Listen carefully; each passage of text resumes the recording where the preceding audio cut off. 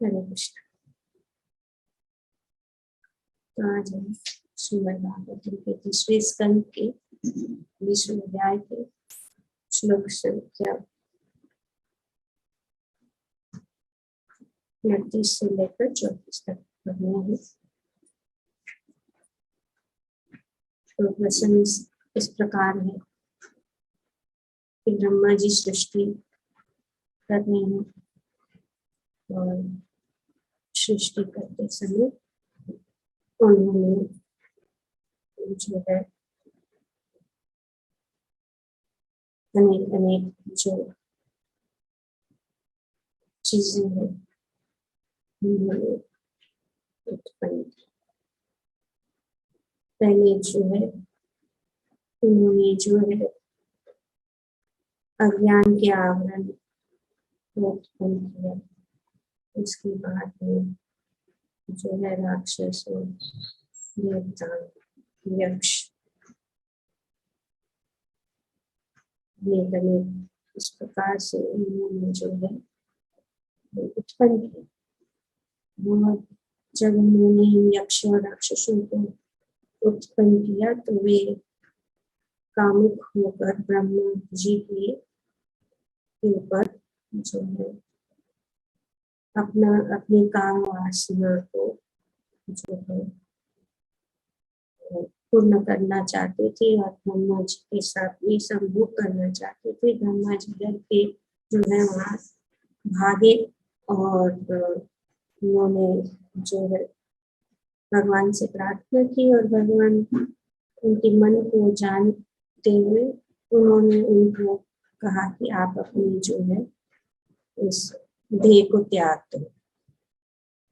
तो बहुत समय बार बार हम देखते हैं कि ब्रह्मा जी अपनी देह को त्याग दे, तो ब्रह्मा जी का देह का त्यागना जो है वो हमारे आचार्यों द्वारा वर्णन किया गया कि वो मानसिक चिंतन, जो मानसिक मेंटालिटी को त्यागना, देह को त्यागना मतलब ये काम या ये जो रजोगुनी जो प्रवृत्ति है तो काम वासना के रूप में बदल जाती है। तो उन्होंने भगवान ने उनको कहा कि अपने शरीर को त्याग। तो जब ब्रह्मा जी ने अपने शरीर को त्यागा तो उस शरीर जो है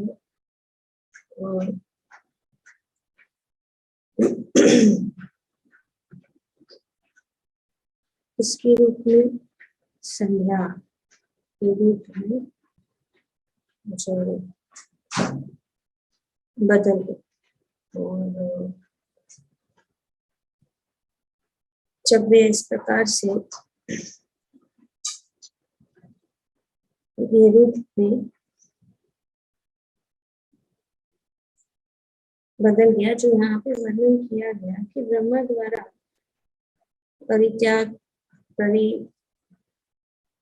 शरीर में संज्ञा का रूप जो काम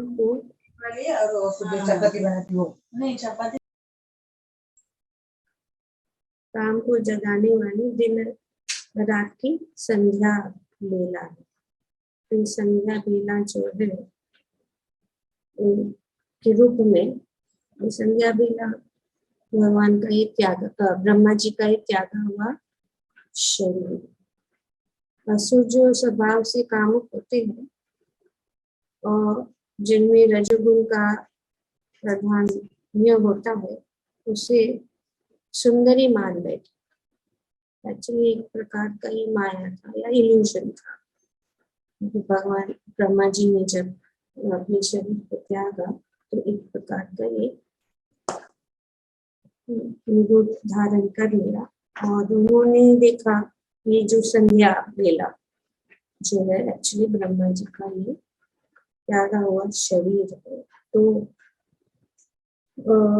उन्होंने जब असुरों ने और यक्षों ने देखा तो उनको लगा कि जो है एक सुंदरी का रूप जैसे लग रहा था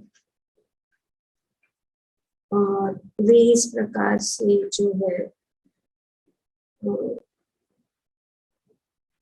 कल्पना करने लगे कि ये एक रूप है सुंदरी का, और वो सुंदरी के चरण कमलों से मुकुरों की ध्वनि निकल रही है थी, जिसके नेत्र मन से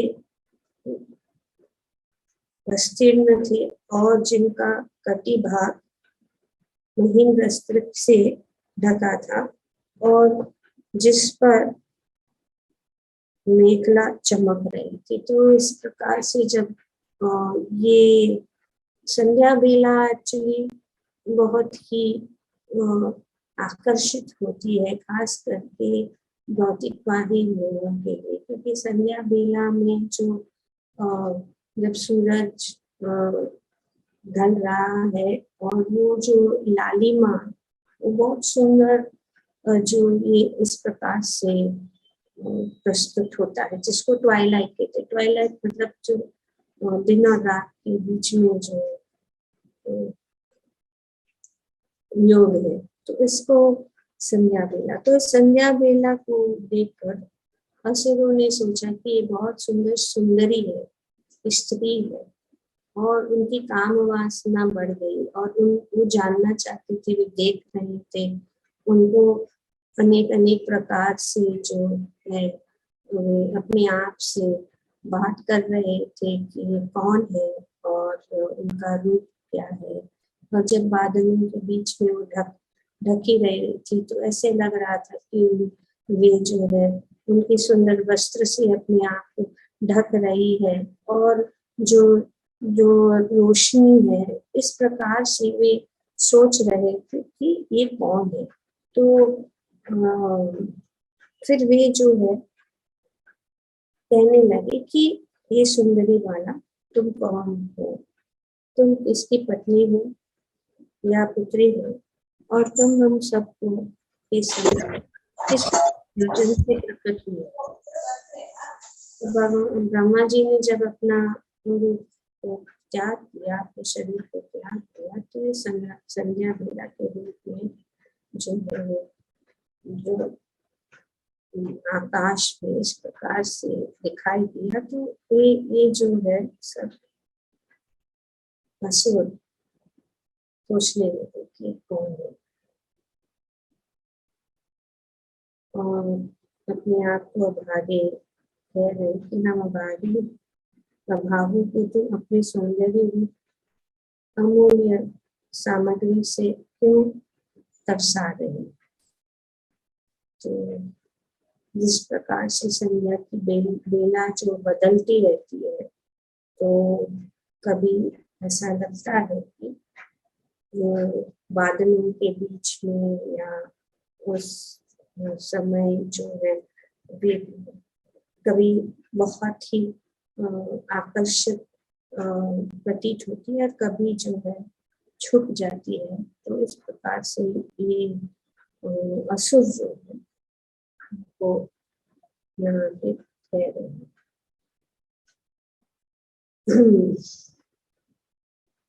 तो श्री प्रभुपाद जी अपने तात्पर्य में बताते हैं कि यहाँ पर भौतिक जगत के मिथ्या सौंदर्य के प्रति असुरों का आकर्षण दिखाया गया। तो भौतिक जगत ऐसे है, इस पूरे भौतिक जगत जो है माया। माया का अर्थ क्या है? दैट विच इज नॉट, जो है वो जो दिखता है वो नहीं है, माया, इल्यूजन। तो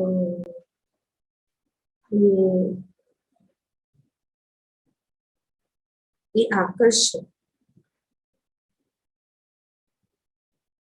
जो असुरी प्रवृत्ति के लोग हैं, वे इस भौतिक जगत के मिथ्या सौंदर्य से आकर्षित होते हैं, जो हमेशा के लिए नहीं है, क्षणिक है। ये भौतिक जगत भी क्षणिक है। इस भौतिक जगत में जो भी है हम देखते हैं वो सब क्षणिक है और ये मिथ्या सौंदर्य। असुर लोग इस संसार में त्वचा सौंदर्य के लिए कोई भी मूल्य चुका सकते हैं। ये हम देखते हैं अक्सर ऐसे ही होता है। सबको ये सब कुछ जो है सौंदर्य खास करके सुंदर स्त्री, सभी को सुंदर स्त्री चाहिए। जब विवाह भी करना है तो सुंदर ही चाहिए, सुंदर होना चाहिए। ये जो है बाहरी जो है, जैसे यहाँ पे त्वचा सौंदर्य,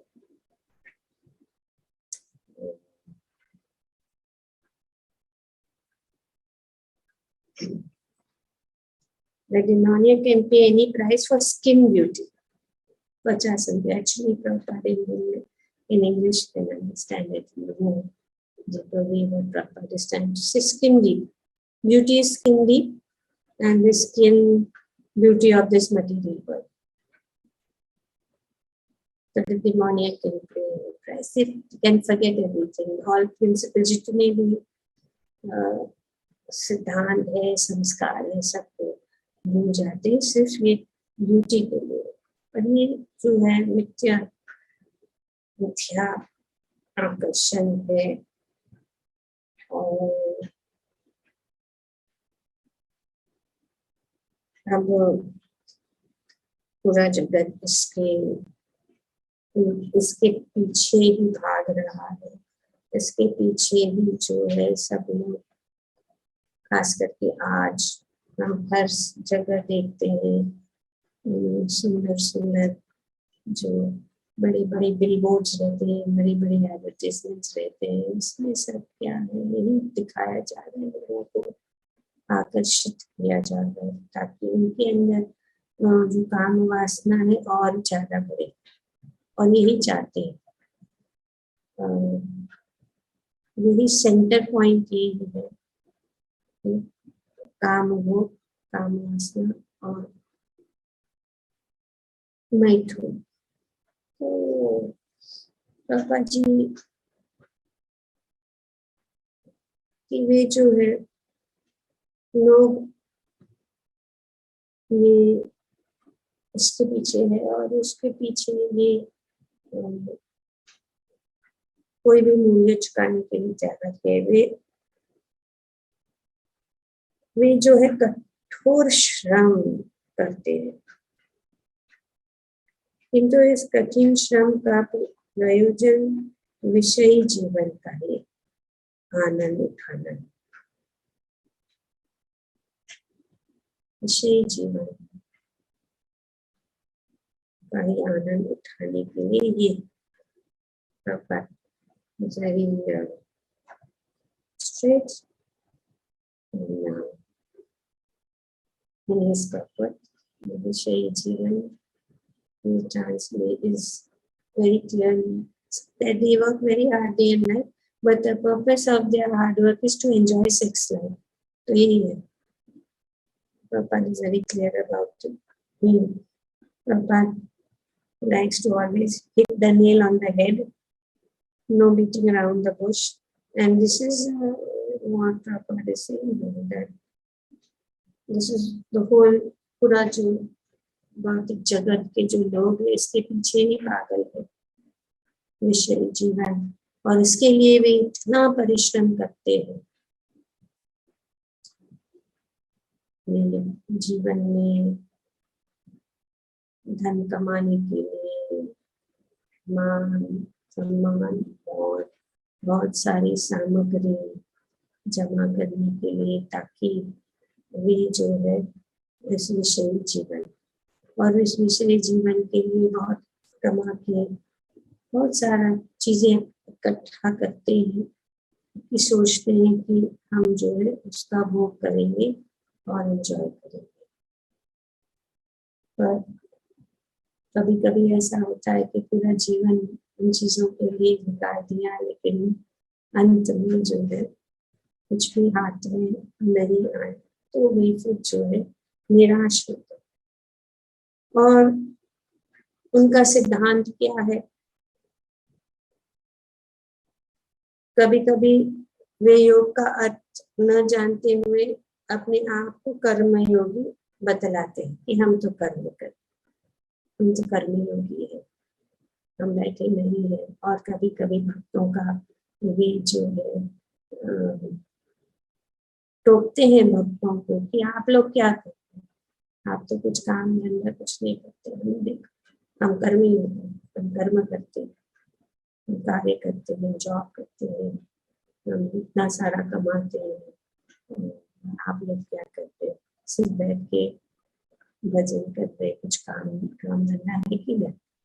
लेकिन असल में देखा जाए कि वे समझते नहीं हैं कि भक्तों का भी कितना कार्य रहता है, भक्त कितने बिजी रहते हैं, भक्त कितना कार्य करते हैं। और कभी कभी ऐसा भी लगता है कि जो कार्य भक्त करने हैं वे जो है इन कर्मी कर्मी कहते हैं उनको, जो कर्म करते हैं और भौतिकता भौतिक कार्य में लगे रहते हैं, सकाम कार्य में लगते रहते हैं। और ये सोचते हैं कि भक्त जो है कुछ नहीं, पर भक्त भी करता, लेकिन भक्त का कार्य और भौतिकतावादी लोगों के कार्य में बहुत अंतर है। जैसे कि उदाहरण के लिए भक्त भी कभी कहीं यात्रा में चला जाता है, जैसे कि कर्मी भी कहीं जाना चाहते हैं, कोई हिल स्टेशन या कोई अच्छी जगह में जाते हैं, तो भक्त भी जाते हैं। भक्त कहाँ जाते हैं, भक्त जो है भगवान के धाम में जाते हैं। तो कार्य एक ही है, लेकिन जो भक्त का कार्य है और जो भौतिकतावादी लोगों का कार्य, उनमें बहुत अंतर है। तो ये कर्म एक्चुअली ये कर्म है, पर ये भौतिकतावादी लोग जो है वे जो है उसको कर्म योग कहकर कि हम तो कर्म करते हैं कार्य होगा। तो प्रभुपाद जी यहाँ पे बहुत सुंदर रूप से बता रहे हैं कि योग का अर्थ है पूर्ण पुरुषोत्तम भगवान के साथ अपने को जोड़ना। योग योग क्या है, योग मतलब जोड़ना, ज्वाइन, कनेक्ट। तो कर्म योग का मतलब क्या है, वेरी सिंपल टू अंडरस्टैंड। कर्म योग का मतलब है कार्य को भगवान के साथ जोड़ना, तो यही कर्म योग। तो कर्म का अर्थ है इंद्रिय तृप्ति, अपने इंद्रियों की संतुष्टि के लिए कार्य करना, उसको कर्म कहते हैं। और कर्म योग या भक्ति योग या बुद्धि योग जो है वो जो है भगवान की इंद्रियों की संतुष्टि के लिए, भगवान को की प्रसन्नता के लिए, भगवान को संतुष्ट करने के लिए कार्य।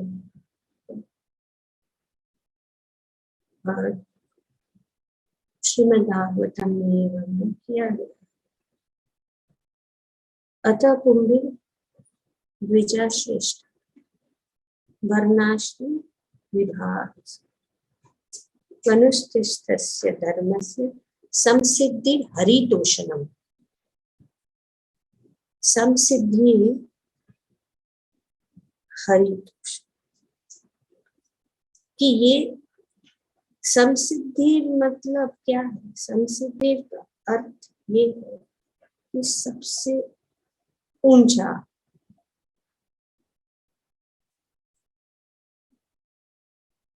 संसिद्धि का अर्थ ये है कि सबसे परम अवस्था, आध्यात्मिक परम अवस्था, the highest perfection।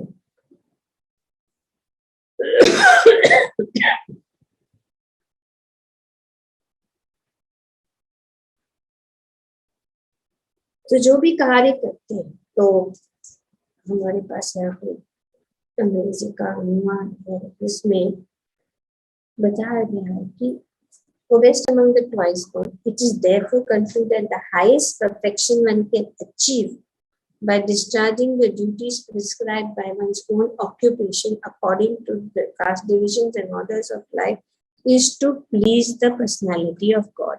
So जो भी वर्णाश्रम वर्ण और आश्रम के अनुसार जो भी हम कार्य कर रहे हैं वो उसका उद्देश्य क्या है? संसिद्धि लगी कृष्ण भगवान की प्रसन्न।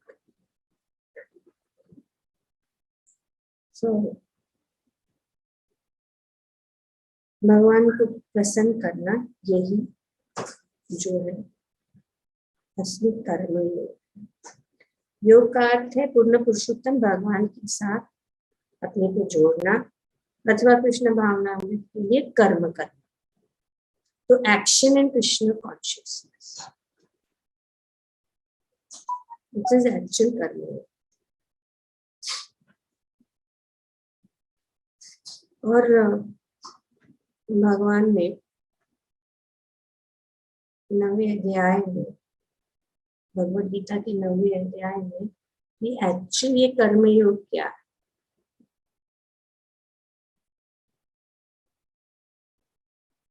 एक्चुअल कर्म योग भगवान बताते हैं वो बहुत ही क्लियर है, किस प्रकार से हम अपने सारे कार्य को भगवान को केंद्र बिंदु बनाकर और भगवान की प्रसन्नता के लिए करें, उसका वर्णन किया। यत् करोषि यत् पश्नासि यत् जुहोषि ददासि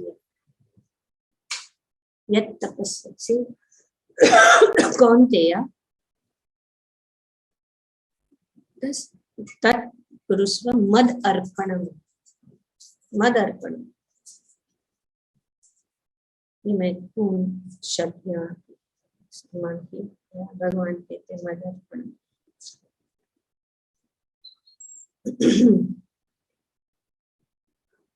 तो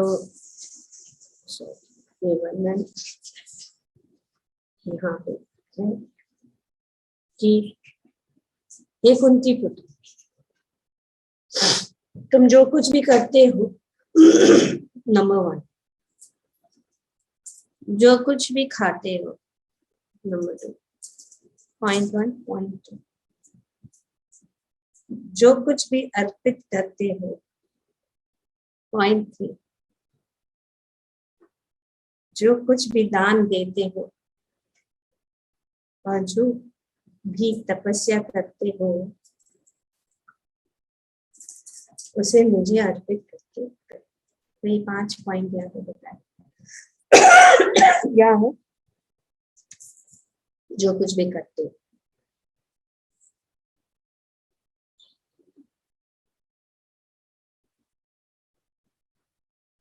जो कुछ भी खाते हो, जो कुछ भी अर्पित करते हो, जो दान देते हो, जो भी तपस्या करते हो, उसे मुझे अर्पित करो। तो ये क्या, जो कुछ भी करते हो मतलब क्या, कोई बता सकता?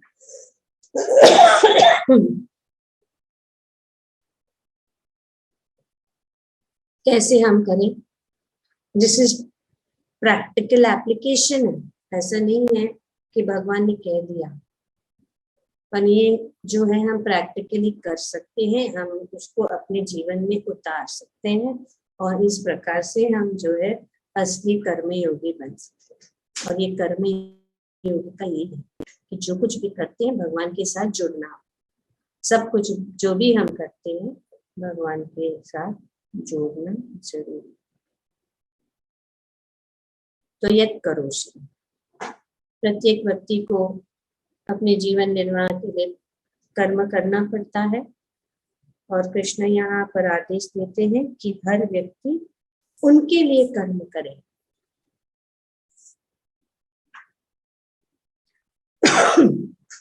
एग्जाम्पल्स है, कोई बता सकते, कोई उदाहरण कैसे कृष्ण के लिए कर्म करें? Yes Aditya. Ma'am, Arjun fighting in Kurukshetra for Krishna. Very good. Thank you very much.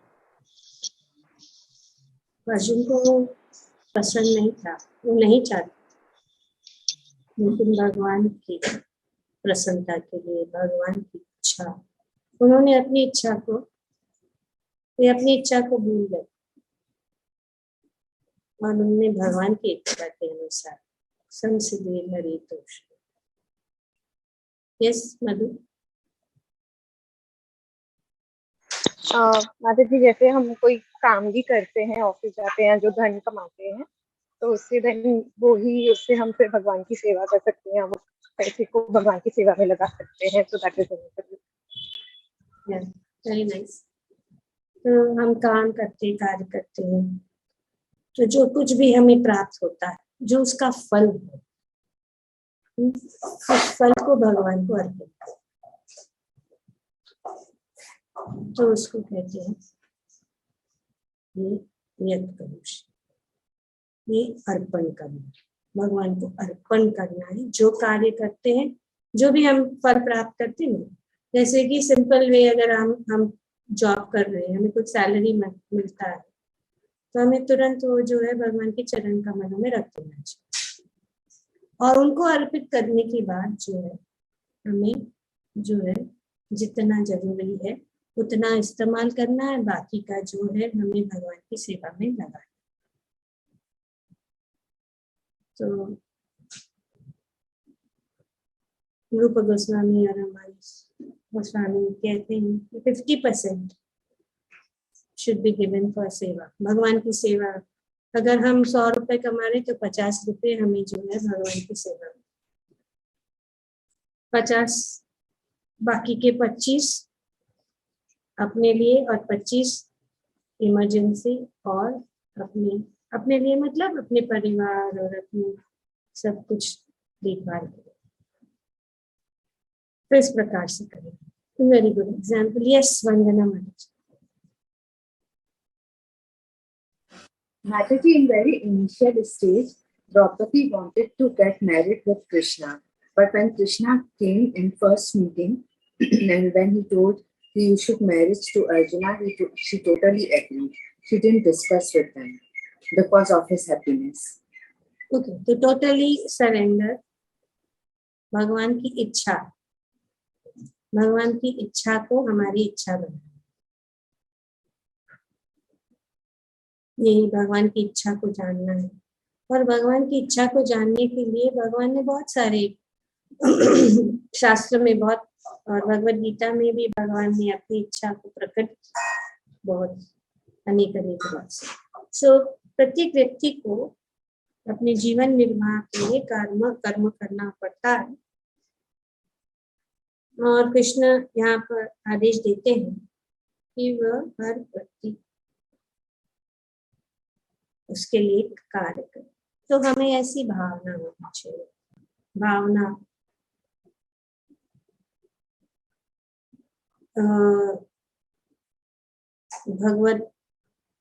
Bhagavat धर्म, ये भावना है, ये भावना, भगवान हमारे भाव को देखते हैं। इस भाव से अगर हम कुछ कार्य भी कर रहे हैं, भगवान का भाव कि ये जो कार्य भी कर रहे, क्या वे हमें उनके नजदीक लेके जा रहे हैं या दूर लेके जा रहे हैं। तो हमारे कार्य ऐसे होने चाहिए कि हमें भगवान के नजदीक। तो इसीलिए प्रत्येक व्यक्ति का कर्तव्य है कि अपने जीवन को इस प्रकार डाल दे कि वह किसी भी दशा में कृष्ण को न भूले, किसी भी दशा में कृष्ण को न भूले, कृष्ण को ही समर्पित होते हुए कार्य करें। यस हसुबा madam. Mataji, it applies to all of us. We all do a lot of cooking. So let the cooking be done to offer to the Lord, not because we fancy eating something we prepare, not like that. So with the bhav of offering to the Lord, we cook. So this is something we can do every day. Very practical. So this is in practice. कुछ चीजें सिद्धांत है, कुछ चीजें practical application है, और ये apply कर सकते हैं कि हम जो कुछ भी खाते हैं, जैसे कि यहाँ पे इसको यद अश्नासी, जो कुछ भी खाते हैं, तो प्रत्येक व्यक्ति को जीवित रहने के लिए कुछ ना कुछ खाना पड़ता है, तो उसे चाहिए कि कृष्ण को अर्पित भोजन के उच्छिष्ट को ग्रहण करें। तो ये कर्मयोग,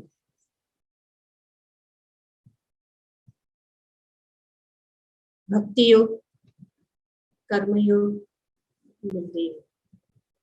तो हमें जो कुछ भी हम खाते हैं, यानी कि ये जो भगवान ने यहाँ पे हमें रास्ता दिखाया है, वो जो हम कोई इसके लिए कोई ज्यादा प्रयास करने के लिए करना जरूरी नहीं है। जो हम रोज करते हैं वही कार्य बताए कि हम कुछ कर्म करते हैं, कुछ खाते हैं। तो इस प्रकार से यहाँ पे ये वर्णन किया गया कि कैसे करें। और प्रत्येक व्यक्ति को कुछ न कुछ धार्मिक अनुष्ठान करने होते हैं, अतः कृष्ण की संतुष्टि है कि इसे मेरे हेतु कर। जैसे कि हम कल भी कोई भी धार्मिक अनुष्ठान है कृष्ण की संतुष्टि के लिए, कि कृष्ण खुश हो जाएंगे, कृष्ण की महिमा बढ़ेगी, कृष्ण के को आनंद प्राप्त होगा। जैसे कल हम कह रहे थे कि भागवत सप्ताह उदाहरण, या कोई भी यज्ञ है, या कोई भी कार्य है, जो भी धार्मिक अनुष्ठान है, हम इसीलिए करना है। किसके लिए? भगवान को प्रसन्न करने के लिए, भगवान की संतुष्टि के लिए। और कोई भी जो है विचार नहीं है। जो भी हम एक ध्यान में रहना चाहिए कि जो कुछ भी कार्य कर रहे हैं हम, क्या ये कार्य भगवान को प्रसन्नता दे पाएगी कि नहीं, क्या ये कार्य से भगवान प्रसन्न होंगे कि नहीं। वही कार्य करने से हम असली जो है कर्मयोगी हैं। अपने कार्य, सभी कार्य ऑल राउंड कवर किया है भगवान ने। और जो कुछ भी अर्पित करते हो या दान देते हो, तो प्रत्येक व्यक्ति कुछ न कुछ दान देता है, तो कृष्ण कहते हैं कि यह मुझे दो, भगवान को दान भगवान को देना चाहिए। अभी वेलफेयर एक्टिविटीज है, लोग कितना देते हैं, है ना, समाज के लिए वेलफेयर। और इतनी एनजीओज है जो डोनेशन कलेक्ट करते हैं, लेकिन अंत में क्या, इंद्रिय भोग, और उससे कोई लाभ नहीं मिला। लेकिन जब भगवान को देते हैं तो हमारा शुद्धिकरण होता है। ये हमारे शुद्धिकरण के लिए, हम शुद्ध हो जाते हैं और भगवान प्रसन्न हो जाते हैं, क्योंकि वैसे भी तो सब कुछ भगवान का ही है। जो भी हमें मिला है वो भगवान से मिला है। तो जब हम भगवान को देते हैं तो भगवान प्रसन्न हो जाते हैं, है ना। जैसे कि पिता अपने पुत्र को कुछ धन देता है और कहता है कि तुम्हें धन दो, और तुम्हें जो करना है। तो भगवान ने ऐसे किया, भगवान ने हमें सब कुछ दिया है, हमें स्वतंत्रता भी दी है कि हमको जो करना है वो हमारे हाथ में। एक छोटा सा स्वतंत्रता है कि हम कैसे अपने जीवन को चलाएं। तो इसी प्रकार पिता जो है अपने पुत्र को कुछ धन देता है, ये तुम्हारे, ये तुम्हें।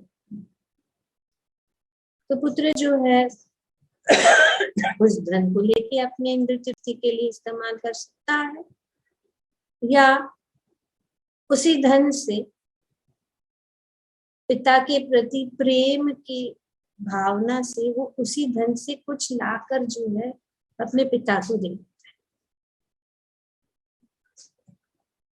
तो स्वाभाविक है कि वे जो है, हालांकि वह पिता का ही है, जो उसके पास धन है वो पिता ने ही दिया है, लेकिन उन्होंने उसको क्या किया है, उसको जो है अपने पिता को प्रसन्न करने के लिए, या प्रेम, यही प्रेम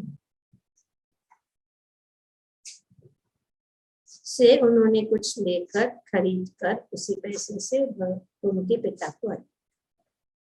तो पिता क्या क्या हाल होगा,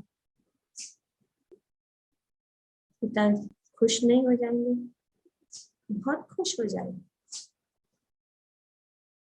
और फिर ऐसा भी हो सकता है वे उनको दे देंगे, बोलेंगे नहीं ये आपका, आपके।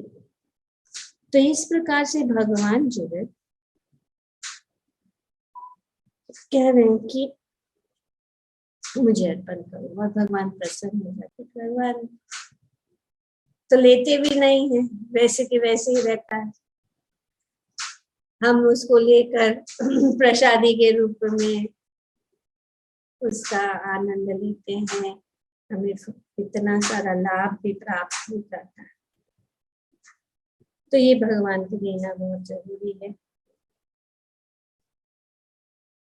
तो ये धन का उपयोग कृष्ण भावनामृत आंदोलन की उत्पत्ति के लिए, और उससे भी अधिक लाभ जब होगा, जब किसी जो धन हम कमाते हैं और जो कृष्ण को अर्पण करते हैं, तो भक्त क्या करता है, उसको भगवान की महिमा को बढ़ाने में इस्तेमाल करता है। वे जो है भगवत भक्ति को फैलाने में और भगवत भक्ति में कार्य में उसको इस्तेमाल करते हैं, उससे अधिक गुना लाभ हो सकता है। तो ऐसे जगह पे हमें खोजना चाहिए कौन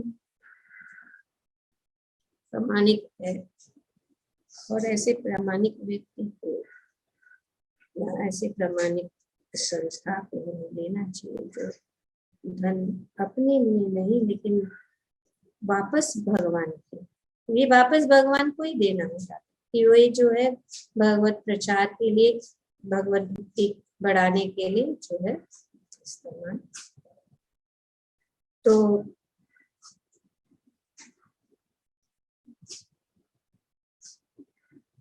भगवान यही कह रहे कि, और जो भी तपस्या भी करते,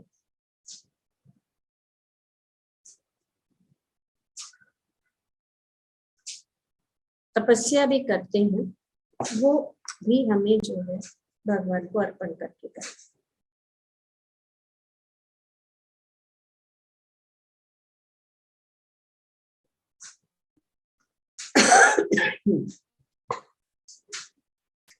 तो जो भी तपस्या करते हो उसे मुझे अर्पित करते हुए करो, नहीं तो हमें क्षमता नहीं है।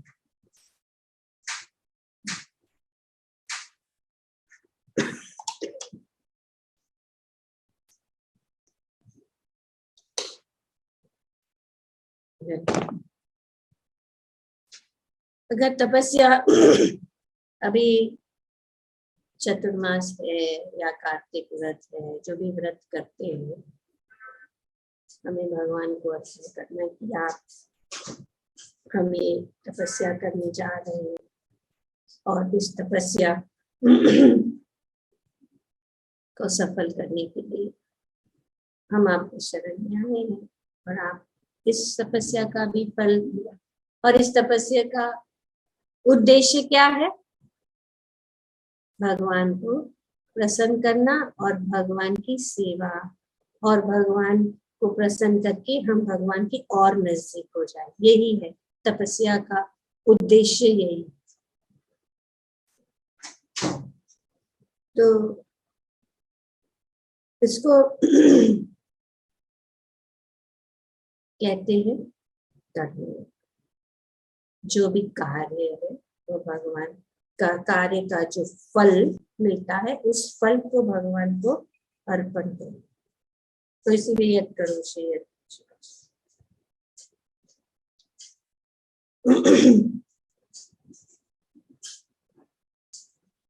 उससे उत्तम और उससे ऊपर बात स्तर ही है कि निष्काम कर्म या बुद्धि है। निष्काम कर्म, निष्काम कर्म योग का अर्थ है कि फल को ही नहीं लेकिन कार्य को ही भगवान को अर्पण, कार्य को ही भगवान को अर्पण, कि सब कार्य ही हम भगवान के लिए ही करें और कुछ नहीं।